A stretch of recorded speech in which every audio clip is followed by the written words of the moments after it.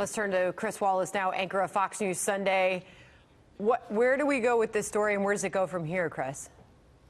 You're talking about the Kushner security story? Mm-hmm. Well, it is a subject that House Democrats were already planning to investigate, the whole question of how security clearances have been given out by the Trump White House. According to the New York Times, there were contemporaneous memos because they were so upset that reportedly the president ordered them to give this top-secret clearance to Kushner, that both the then Chief of Staff, John Kelly, and the then White House counsel, Donald McGahn, wrote down memorandums stating that they had opposed this and the president had ordered them to do it.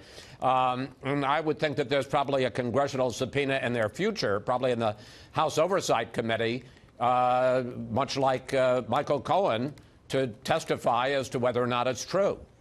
We just spoke to Kellyanne Conway, getting fresh White House reaction. She was at CPAC. A little hard to hear, but we wanted to get fresh White House reaction to this story this morning. Here's how she responded, Chris.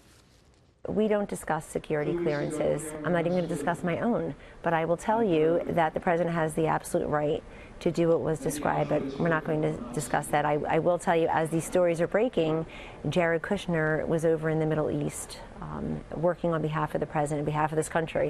But of course, the left is quick to point out, or any critics of this administration, that we have heard the president's daughter, Ivanka Trump, comment on her husband's security clearance, saying that the president was not involved, and the president himself has said he wasn't involved. So they commented in the past on this. Now the White House response is that there is no response.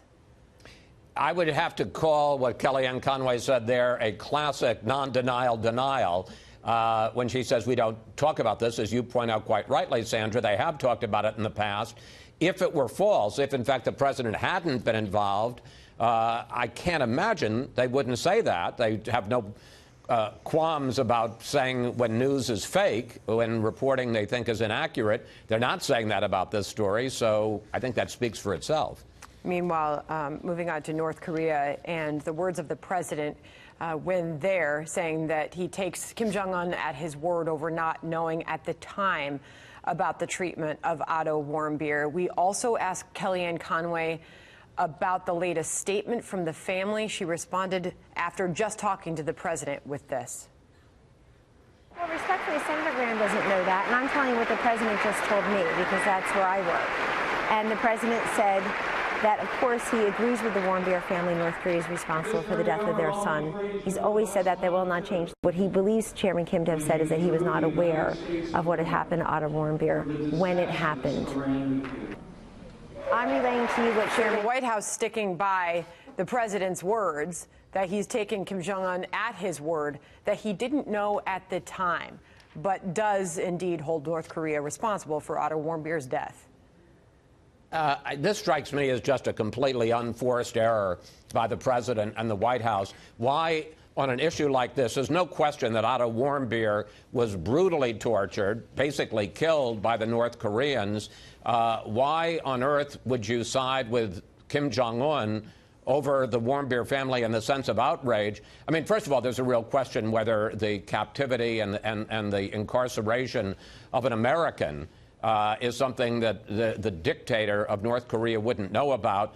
But even if that's true, why would you want to get into this fight? The fact is the North Korean regime was responsible. You're getting pushback now from the Warmbier family. You're getting pushback from the president's former UN ambassador, Nikki Haley, who says that she holds the Kim regime responsible. And you had a lot of Republicans, Senate Republicans yesterday, like Cory Gardner of Colorado, say that Otto Warmbier's blood is on Kim Jong-un's hands. So I just don't understand why you'd even get into this and make it sound like in any way you're siding with Kim and saying that he is somehow to be held blameless for what happened to Otto Warmbier. We put together a list this morning of those Senate Republicans. Rob Portman was one of them, warning the president not to be naive about the brutal nature of the North Korean regime. Lindsey Graham suggesting that maybe the president was trying to leave some space to negotiate when he said this. Susan Collins surprised that the president would accept those words at face value. We will continue to watch all of this. I'm sure you will as well. Chris Wallace, you'll have more on these the second Trump-Kim summit this Sunday. You will be joined by, Chris, National Security Advisor John Bolton Sunday. Yes, indeed, and plenty to talk about.